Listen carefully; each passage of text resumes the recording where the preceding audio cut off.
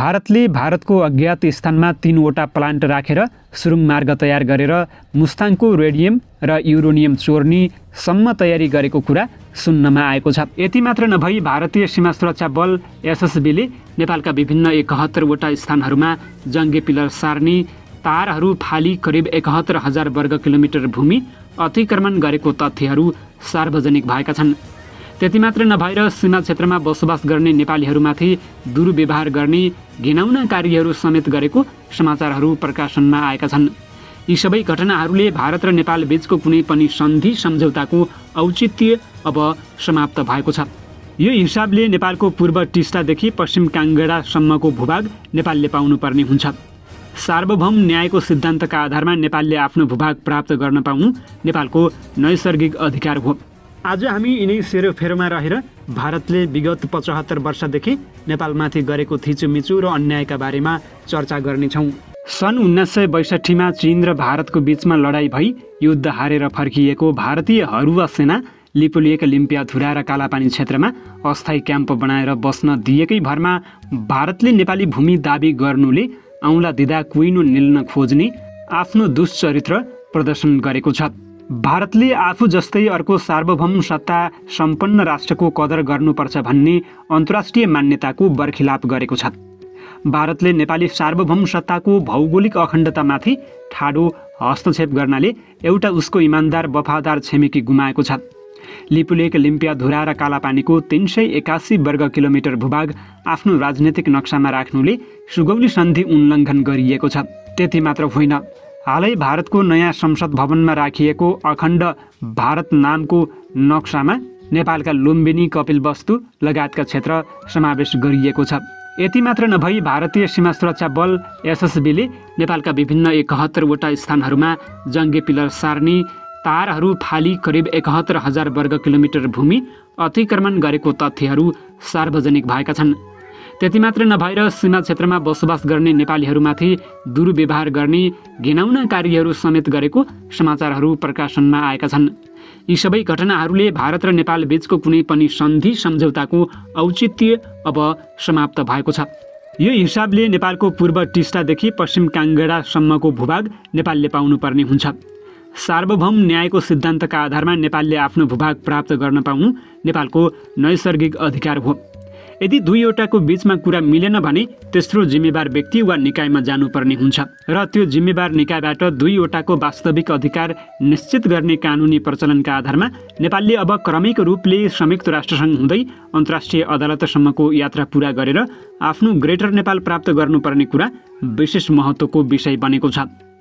विक्रम सम्वत 2011 सालमा नेपालको पहिलो प्रधानमन्त्री मातृका प्रसाद कोइरालाको सरकारसँग भारत सरकारले नेपालको कोशीको पानी लिएर बिहार क्षेत्रमा कृषि उद्योगहरू चलाउन सिँचाइको लागि सम्झौता गरेर बाँध लगाएर भारतमा लिएको इतिहास रहेको छ।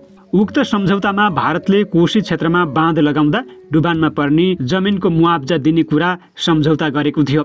उक्त सम्झौताको 65 वर्ष बितिसक्दा पनि त्यहाँका जनताले जमिनको मुआब्जा नपाएको स्थिति रहेको छ। हिउँदमा सबै पानी भारत लिएर त्यहाँका किसानहरूको जमिनमा पानीको हाहाकार मचिने गरेको छ भने वर्षायाममा ब्यारेल बन्द गरेर डुबानमा परि वर्षेनी लाखौँ धनजनको क्षति हुने गरेको छ। यसैगरी विक्रम सम्वत 2016 सालमा मातृका प्रसाद कोइरालाको सरकारले गण्डकी सम्झौता गरेको थियो। त्यहाँको हालत पनि त्यतिकै कारुणिक पीडाबाट ग्रस्त रहेको छ। विक्रम सम्वत 2052 सालमा गिरिजाप्रसाद कोइरालाको सरकारमा मेची महाकाली सम्झौताका विषयमा कुरा उठ्यो।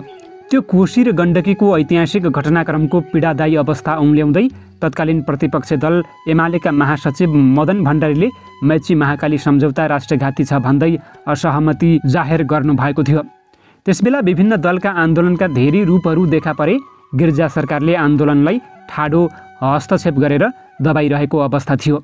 त्यही अवस्थामा एमाले नेता महानायक मदन भण्डारीलाई दासढुङ्गामा हत्या गरियो। तत्पश्चात मेची महाकाली सम्झौता पनि भयो। त्यतिखेर एमाले समर्थक युवा सङ्घले सडक आन्दोलन गर्यो।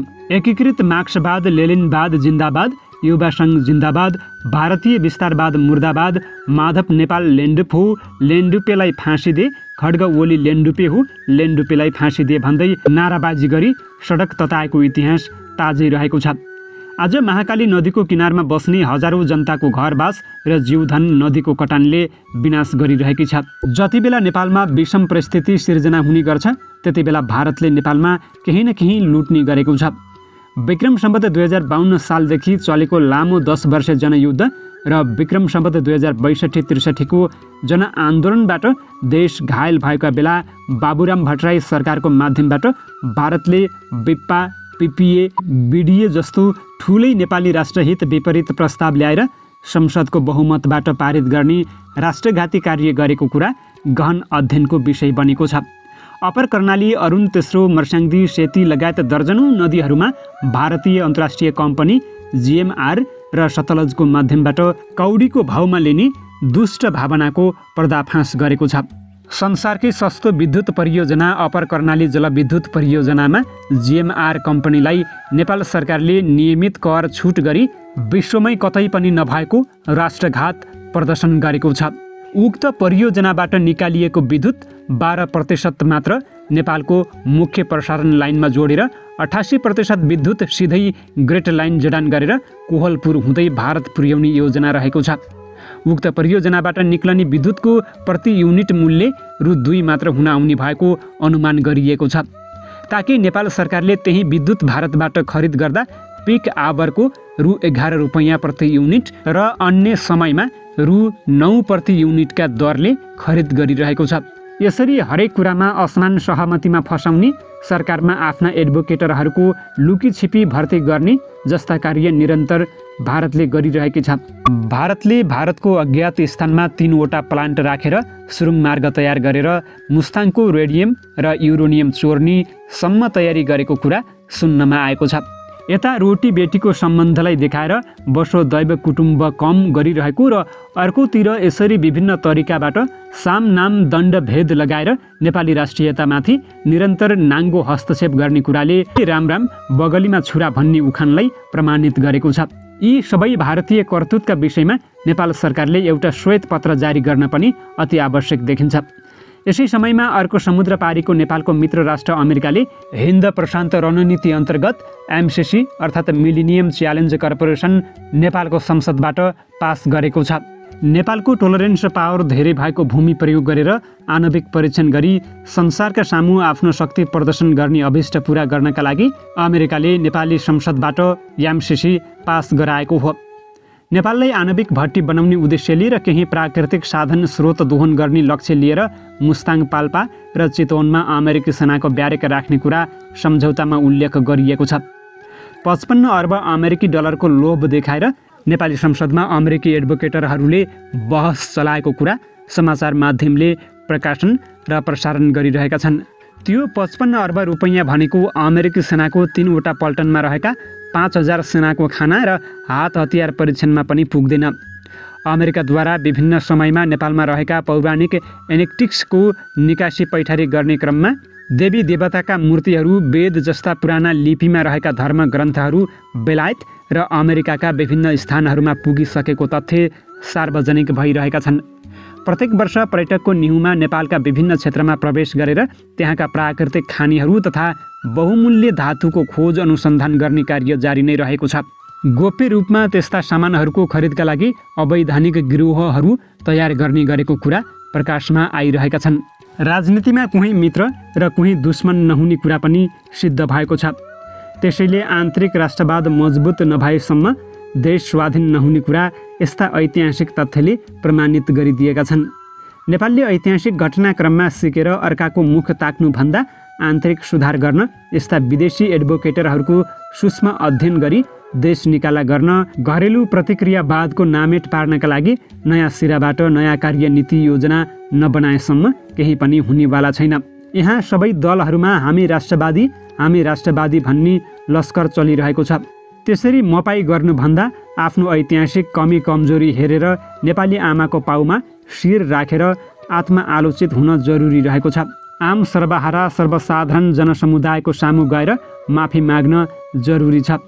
आफूले सदियौँदेखि गरेका राष्ट्र जनताप्रतिको अत्याचारको प्रायश्चित गरे हुन्छ। नेपाल लुटेर विदेशी बैङ्कहरूमा जम्मा गरेको अकुत सम्पत्ति राष्ट्रिय हितका लागि जनताको शैक्षिक विकासमा लगायो भने यो देशले मुहार फेर्न त्यति गाह्रो नहोला। किनकि हामीले हामी जस्ता युद्धले ग्रस्त भएका राष्ट्रको परिवर्तन भएका देखेकै छौँ। तपाईहरूले हेर्नुभयो भने मलेसियाको विकास भएको धेरै समय भएको छैन। जहाँ गोर्खालीहरू मलाया लाउरे बनेर जाने गर्थे, आज मलेसियाको साक्षरता दर 100% पुगेको छ। ती वीर गोर्खालीहरू आज कुल्ली मजदुरी गर्न मरिमरि मलेसिया छिरेर गल्लीहरू, टोयलेटहरू र त्यहाँका भाँडा बर्तन माझ्न काम गरेको कुरा सर्वविदित छ। त्यहाँको सरकारले सोच बदल्यो, कार्यनीति बदल्यो, शिक्षा क्षेत्रमा रिजर्भेसन चलायो, अलग युनिभर्सिटी खोल्यो र पिँधमा भएका जनसमुदायको शैक्षिक विकास गरियो। त्यसै गरी क्युबामा फिडेल क्यास्ट्रो सत्तामा पुग्दा त्यहाँको साक्षरता दर खालि 10% मात्र थियो। हाल त्यहाँको साक्षरता दर 100%ले वृद्धि भएको छ। उद्योग धन्दा, कलकारखाना, कृषि, पशुपालन जस्ता कुराहरूले तीव्र विकास भएको छ।